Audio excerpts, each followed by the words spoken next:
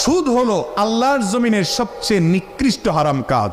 যত খাদ্য পানীয় আছে, উপার্জন আছে, উপার্জনের হারামের মধ্যে শীর্ষস্থানীয় হারাম হলো সুদ। মনে রাখবেন, সুদ এমন একটা অপরাধ যে এই অপরাধের কারণে আল্লাহর সাথে যুদ্ধ ঘোষণার শামিল। অন্য কোন অপরাধকে এত ডেঞ্জারাস বলা হয় নাই। 2-4 কেজি শুকরের গোশত, কুকুরের গোশত খেয়ে ফেললে যে গুনাহ হবে, সুদের কারবার করলে তার চাইতে ডেঞ্জারাস গুনাহ হবে। কারণ সুদখোর তার 70টা অপরাধ হয়, এর ভিতরে সবচেয়ে সাধারণ নিজের মায়ের সাথে জিনা করার অপরাধের মতো। ভাইরা আমার, সুদখোরকে আল্লাহ তাআলা কিভাবে শাস্তি দিবেন মেরাজে গিয়ে নবী করিম সাল্লাল্লাহু আলাইহি ওয়াসাল্লামকে দেখিয়েছেন, যাতে আমরা সতর্ক থাকি। এত ডেঞ্জারাস, কোরআনে এত ডিটেইল হারাম নিয়ে অন্য কোনো বিষয় আলোচনা করেন নাই। সুদ এমন ভয়াবহ অপরাধ যে পৃষ্ঠাকে পৃষ্ঠা, সূরাকে সূরা আল্লাহ তাআলা সুদের ব্যাপারে আলোচনা করেছেন। এবং আপনি নিশ্চিত জেনে রাখবেন, জাহান্নামের আগুন আপনি এড়াতে পারবেন না। নগদ শাস্তি হিসাবে সুদখোরের মানসিক শান্তি আল্লাহ তাআলা তার জন্য হারাম করে দেয়।